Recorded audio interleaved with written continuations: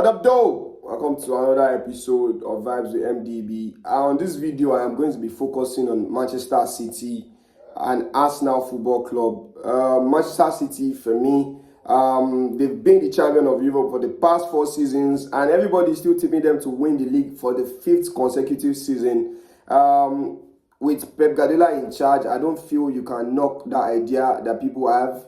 I won't be surprised if they win it. But this season, I'm tipping Arsenal to win the league.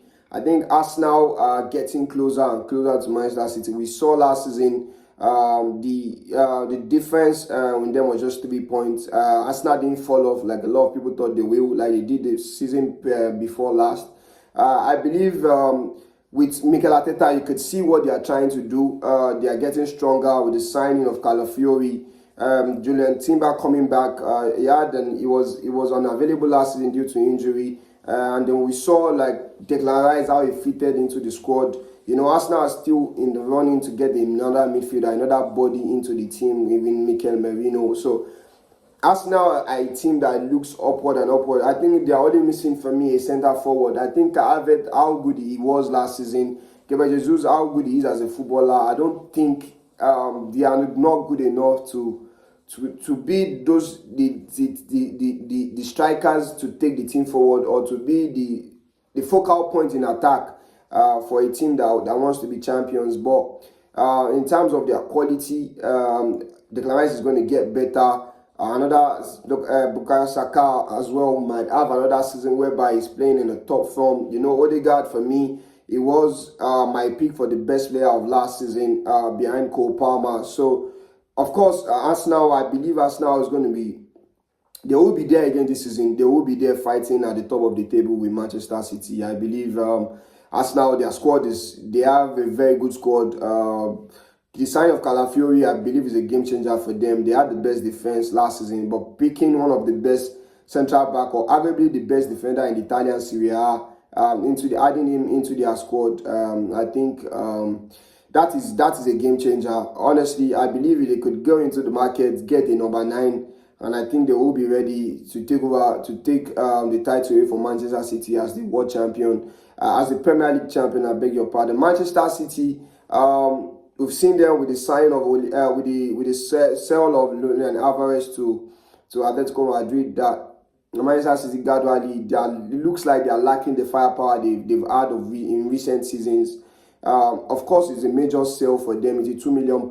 That's a lot of profit gained on a player that was just signed for 14 million euros in 2 seasons prior. So basically, Manchester City, of course, with Pep Guardiola in charge, you cannot write them off. They are still, I believe, the fact that they've won the 4 titles in the last 4 years, you have to accord them the respect that they deserve, in terms of, like, you have to see them as a team that could win the Premier League again for the 5th consecutive season. Of course, I think they are looking more lightweight in terms of in attack. They don't have the firepower they've always had, but in Ireland, I just believe before the season runs out, they need to go into the transfer market, because having an Ireland as the only out-and-out striker, I know a lot of people have been saying, yeah, they won the league 1 season without having a recognized striker. They were playing false 9, but the team has changed. From 2 seasons ago, where they won the league without the top striker. Now they have Erling Haaland, and they've been playing in a way to cater to provide for Erling Haaland. I believe when Erling Haaland gets injured or he's suspended, who would come in? I believe Manchester City will still go into the market to try to find a player in attack who can be an understudy for Erling Haaland as well. Kevin De Bruyne is a year older. Bernardo Silva is a year older. There's Savinho coming from Girona. Is he going to be, you know how there's always a player struggle to cope with Guardiola's style of football, at least especially the wingers in their first full season. I think the only player that's been able to adapt quickly has to be Jeremy Doku, but previous players before him, like Grealish, like Riyad Mahrez, we only saw their best after a season under Pep Guardiola. Will Jack Grealish have a good season? His season last season was not the best. Will he step up? We've seen Jeremy Doku. Will he be able to go another step further? Oscar Bob was the guy that a lot of people thought it was going to be his breakthrough season, but as report came out yesterday that he fractured his bone in training and he's going to be out for a couple of months. I think that's a big blow to Manchester City, and especially due to the injury to Oscar Bob. Now I don't see them. There's no way they are going to the season without going back into the transfer market to try to get a winger.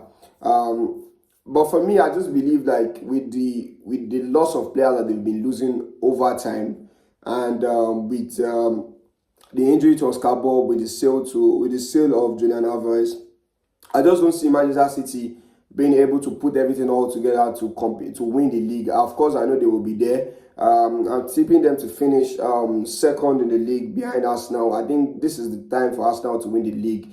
They've been flirting with it. They've been getting closer. But I think Mikel Arteta's team, I think they are prime and they are ready to win the Premier League, and I'm tipping them to win the Premier League this season. Actually, let me give you my top 6 in this video. I'm tipping Arsenal to win the league. I'm tipping Manchester City to come second. I'm tipping, a lot of people might say I'm crazy, but I'm tipping Liverpool under Arne Slot due to the fact that Arne Slot is playing the same style of football like as Jurgen Klopp. Of course, it still has the same set of players. A lot of people have been saying, yeah, it's a different manager, new manager. You don't know how he's going to adapt to the team. But basically, Arne Slot is basically a carbon copy of Jurgen Klopp. This is a manager that he has done it in Feyenoord. A lot of people are saying he's an unknown commodity, but this is a manager that has won the league in Feyenoord. And his style of play is similar to that of Jurgen Klopp. They have the same players. There's been a lot of talks about Liverpool not signing a lot of players. They were so in for Zubimendi, but like we saw him rejected Arsenal and Bayern Munich last season. He also rejected the move to Liverpool. I think that is always the thing with players that are from the Basque region. They are super loyal to their club. We saw it with Nico Williams not moving from Athletic Bilbao to Barcelona. So I'm tipping Arne Slot and Liverpool with their squad, the firepower they have in attack with Luis Diaz, with Gakpo, with Salah, with Darwin Núñez. I believe they have, with Diogo Jota, I believe they have so much firepower up front to be able to carry them into the top 3. I think Liverpool finishes in the top 3 under Arne Slot, and I'm picking Chelsea to finish in the 4th position as well. Then I think Tottenham as well under Ange Postecoglou. They've made a couple of signings, top signings in Dominic Solanke. They've made super signing in Archie Gray. I think as a young player who had a very great season last season at Leeds United. I think this is a player that can actually... We saw last season that Tottenham struggled in the midfield when Bissouma got injured, when Bentancur got suspended. I think the signing of Archie Gray and the signing of Bergvall from Sweden as well, I think it gives them that extra bit of quality in midfield that they lacked last season. With Dominic Solanke paying £65 million for him, a club record fee. The guy, I believe he's ready to take the team forward. Of course, maybe he's not the most eye-catching of names going forward, but this is a player that I believe has what it takes to propel Tottenham forward. Maybe not competing for the league just yet, but competing to finish in the top 4 position. That is why I'm picking Tottenham under Postecoglou, because this is another year of progressive football under Tottenham after the good season they had last season. Just moving into this season as well, I think that continuity, that progression would help the team. It will propel the team forward, and I believe Tottenham would have a good season under Postecoglou by finishing in the 5th position. And I'm tipping Aston Villa to finish in the 6th position under Unai Emery. I think they won't be able to replicate what they did last season by finishing the top 4 position based on the Champions League commitment. We saw it with Newcastle. We saw how it affected Newcastle last season, where they were unable to juggle the European duties with their Premier League duties. We saw their form dipped, and I'm expecting the same results with Tottenham. With Aston Villa, I beg your pardon. I believe they've signed well. The sign of Andre Onana, though they lost Douglas Luiz, who is definitely a big loss for them because it was a critical part of what they were trying to do last season. But bringing in Andre Onana from Everton, I think is a solid addition. The sign of Ian Martin from Chelsea, that will bolster up their defense. We've seen the sign of Elin Junior as well from Aston Villa, from Juventus. I beg your pardon. So I believe Aston Villa, they've recruited well, and I believe they will be able to. The sign of Philogene back from OCT, I think that is a sign that a lot of people are not talking more about. I believe the boy might be ready to take the next step forward and prepare Aston Villa going forward this season. Jacob Ramsey is back from injury as well. So Aston Villa, I'm tipping them to finish in the 7th position.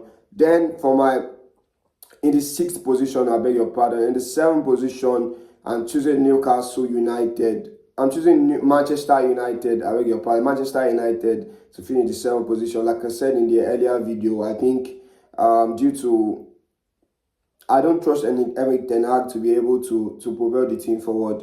They don't have a style of football, though they actually signed a lot of players, but I still believe that they are lacking somebody up top to be able to finish those chances created by Bruno Fernandes. And I'm not guaranteed whether Marcus Rashford will be able to convert those chances. So that is one of the reasons why I'm telling Manchester United finish in the 7th position. Newcastle finishing in the 8th position for me.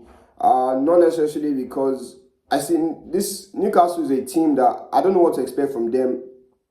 Last season they had a lot of injuries. That was why they struggled, but they still found a way to finish in the 7th position last season. They finished the season strongly, and I won't be surprised this season if they find their way into the top 4. We saw it the season before last under Eddie Howe, where they were solid defensively, and of course due to the sign of Lloyd Kelly as well, I believe they are able to even solidify the backline a bit further. I expect them to also have a good season. Of course, I'm not going to be surprised if they finish in the top 4 or top 5 position. But this season, just my own prediction, basically, I see them finishing in the 8th spot, and I'm tipping West Ham to finish in the 9th position. West Ham has had the best summer transfer this season. The signings they've made, they've made Jean-Claude Todibo, they've made signings of Nicholas Füllkrug from Dortmund, Crescencio Somerville from Leeds United, Max Kilman from Wolves, Aaron Wan-Bissaka from Manchester United. West Ham has had the best summer transfer window easily so far this season. I'm just picking them to finish 9th because I think under Julian Lopetegui is his first season in charge. There's a lot of players, new players, just trying to fit them into the squad, trying to get them to play a style of football. Might take some time for them to get used to it. Might take some time for them to get the results. That is why I'm tipping them to finish in the 9th position. But I won't be surprised, like I said with Newcastle, I won't be surprised if they also find their way into the top 4 position. A perfect season for West Ham will be a place in the European competitions, and I won't be surprised if they are able to claim that. All my top 9, I'm not going to be surprised if every of them was interchangeable. I think the only one that I think is set in stone is Arsenal and Manchester City finishing 1 or 2. Then the rest from 3 downwards to 9, anything can happen and nobody will be surprised about that. To round up my top 10, it's going to be Crystal Palace. We saw what they did at the end of last season, and I just believe that they will be able to continue to do that. They will be able to continue to dominate games, to win games at the higher clip that they were doing last season. Of course, due to the loss of Michael Olise would affect them, and also I believe that the potential loss of Maguire and